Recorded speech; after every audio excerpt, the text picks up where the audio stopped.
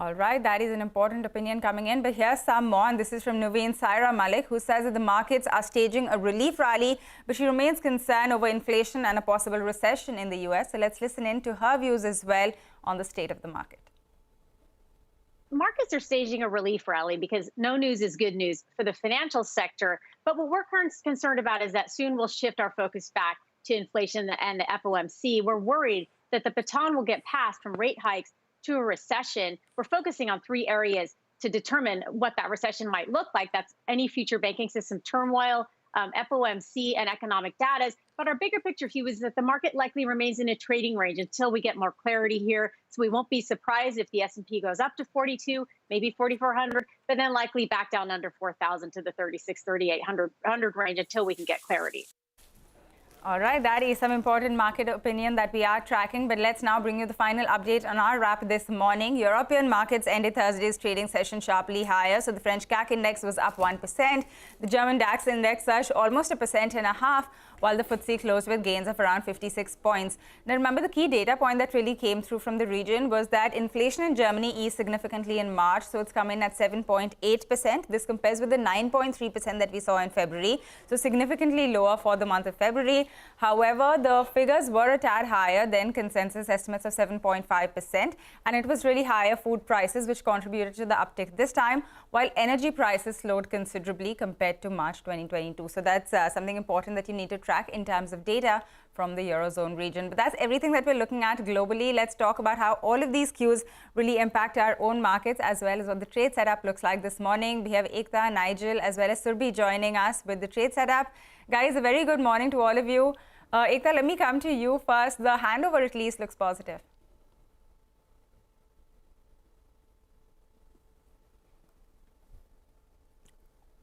Okay, it looks... Ekta, I think you're on mute there. Okay, I think there's some trouble with Ekta's audio, so we are going to try to reconnect. But in the meantime, let's just go through, like I was pointing out, all of the Asian markets are holding up really well, right? And it is the Hong Kong market which is doing the best. So it is 1.5% higher. Nikkei also holding up really well with, 1% in terms of a gain. But I think Ekta's back with us. So Ekta, if you can try again. Okay, unfortunately, we have troubles with connection this morning. But in the meantime, let's talk about all of the stocks that could be in focus this morning. So we have Surbhi standing by with that entire list. Surbhi. Good morning. Multiple cues to watch this morning. The first one comes from Tata Power, where the company's subsidiary Solar Systems Limited receives a letter of award worth 1755 crores, and this is to set up a 300 megawatt solar project for NLC India Limited in Rajasthan. Also, Praveer Sinha is to be reappointed as MD and CEO for another 4 years. GR Infra Projects receives multiple letter of awards from NHAI. This is worth 475 odd crores. Bharat Electronics, the Defence Ministry signs 12 contracts with the company worth 8,200 odd crores. This is for Indian Armed Forces. Maharashtra Seamless has received orders from ONGC worth 537 crores for supply of seamless casing pipes. Lupin, where US FDA inspected company's Pithampur manufacturing facility and has issued Form 483 with 10 observations. And lastly, Sansera Engineering, the company makes strategic investment in MMRFIC technology for 20 crores by way of issuing close to 150,000 compulsory convertible preference shares. All right, Surbhi, thanks a lot for running us through that entire list of stocks and catching us up on all of the action that came through yesterday. But with that, let's also talk about all of the cues from the futures and options space. We have Nigel standing by with exactly that. Hi, Nigel. Well, morning, Pavitra. Records are meant to be broken, right? And the bears are all set to break that record, because for the first time in many, many years, in more than 20 years, in fact, we're going to have fourth straight negative month for the Nifty. That's not happened all the way since 2001. That's between June to around September. So for the first time in very, very long, we're going to be having that negative month, unless today, we rally more than 2%, which is unlikely to be the case. We're starting off a new series, right? And the FIs, they're aggressively net short. They're the most aggressive on the short side at the start of the series from whenever I can remember. So I think that's a record level as well. At the start of the series, they're 91% short positioning. And just giving a reference point at the start of other series, well, the short positioning wasn't as high. In terms of options data, well, the 17,000 put as well as the 17,000 call, they were fairly active, premium at around 70 and around 180 rupees. So that's telling you that we're in a bit of a band and that we could be in a broad 400-point range just in the near term. So on the downside, it's the recent support level that we're looking at. And on the upside, it's a technical level, 17,220. That's the 20 DMA. So just keep an eye out on that range. But the sense you get is every time you're going to around 16,900, risk reward is favoring you. And that's likely to play out. So just look at that, the intraday lows that we have seen. From there, we've normally seen a bit of a bounce. The SGX Nifty actually adjusting for yesterday. It's indicating a start in the green. So let's see how things move from here. Maybe we'll see a 30-40 point bump up. But more than the Nifty, I'll be watching the broader markets. Was that a flash in the pan, or are we likely to see continued buying from the broader markets? Very crucial. Very crucial. We will wait by and see how that really pans out. Nigel, thanks a lot for that. But it looks like Ekta is also back, so she can run us through all of the cues that we're watching in terms of the market. Ekta, like Nigel was pointing out, fourth straight series where we are seeing a decline, but take us through everything we should watch. Yes, absolutely. On Wednesday, in fact, we did see broad-based gains. The markets closed at the day's high. The market breadth was favoring the advances. So the NSE advance decline ratio stood quite strongly. Sentiment was further added by FIIs buying for the second consecutive day. FIIs net bought around 1,245 odd crores and DIIs net bought as well. So overall, it seems as though sentiment is improved on the back of the banking crisis seeming to have stabilized globally. For example, the US markets closed higher. The jobless claims cooled off a little bit on a week-on-week basis, indicating that maybe the US Fed is coming towards the tail end of its rate hiking cycle. Europe markets closed higher, and Asia is largely in the green as well. SGX adjusted for 2 days of trade is indicating that yes, maybe we could start a little bit in the red. So let's see how that pans out. But overall, the sentiment seems to be positive and everything seems to be lining up in terms of positive cues. Brent crude moves up to $79 per barrel, so do watch out for that. And we do have the core personal consumption expenditure price index, which is due from the US markets today. So that will be something that the street would watch to give an indication on what the Fed is thinking when it comes to inflation as well.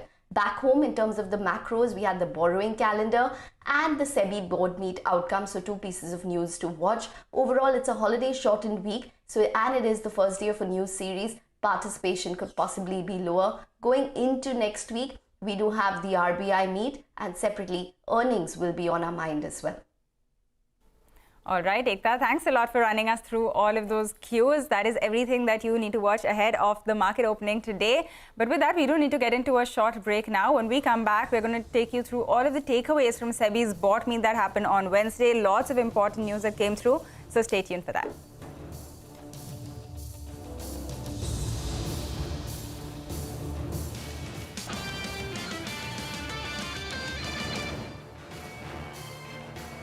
Welcome back. You're still tuned into Power Breakfast. Now, some important news that came through is that market regulator SEBI held its board meeting on Wednesday. So Yash is here with all of the highlights. Yash, some really important takeaways from this meeting on Wednesday evening. Well, that's correct, Pavitra. So, of course, a long board meeting from market regulator SEBI and a total of 16 items getting approved as far as the board resolution itself is concerned. Let's just throw light on some of the most important and interesting ones in terms of what got its approval. The first and the most important thing, SEBI has approved the regulatory framework for ESG regulations. Of course, here what market regulator has done is that they've introduced something called Business Responsibility and Sustainability Report, which the SEBI has shown the intent to implement. There's a glide path which market regulator has put in place for applicability of the BRSR. This will begin with 150 top companies from FY24. Second one is what something was awaited since quite some time. This is ASBA-like facility for secondary market. What is ASBA? Essentially, it's application supported by blocked amount. This is exactly what functions in the primary market, where an application is made for an IPO. The amount gets blocked in your bank account. It does not get debited till the time the allotment is actually made to the subscriber who's made that allotment. Similarly, market regulator SEBI has said that something like this will also be implemented in the secondary market, where the amount will only be debited when the transaction gets executed and not before that. It will only remain blocked in the account of the subscriber. Here, for the subscriber, what will happen is that he'll continue to earn interest on the bank account, and this will essentially reduce possibilities of the funds getting misused by the broker itself. The third one and the most interesting one was the disclosure for listed entities. Market regulator SEBI spelled out guidelines in terms of things which need to be disclosed to the stock exchanges.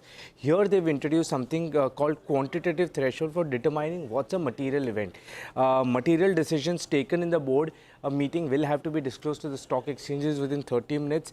Market rumors will have to be either verified and confirmed or denied or clarified by top 100 companies effective October 1st, 2023 and top 250 companies effective April 1st, 2024. All right, Yash, that is a lot to come out of one single meeting. But thank you for summing all of that up for us and taking us through the highlights from that important SEBI meet.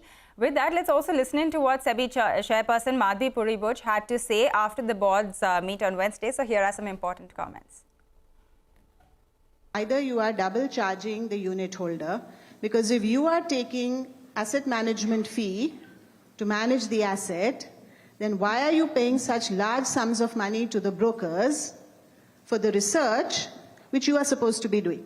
The other is that when we examined some of this, we found that there was a distinct possibility, and I say this carefully, that there was a distinct possibility that the brokerage was being paid for reasons other than professional reasons.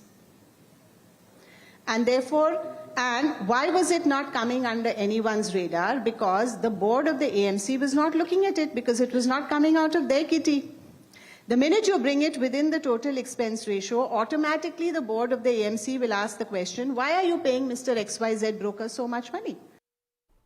All right, making it absolutely clear that double charging will not be tolerated and that AMCs do need to step in to ensure the investors are protected. But with that, we do need to get into a short break on the show. On the other side, we're going to talk about all of the cues from the commodity market, so stay tuned.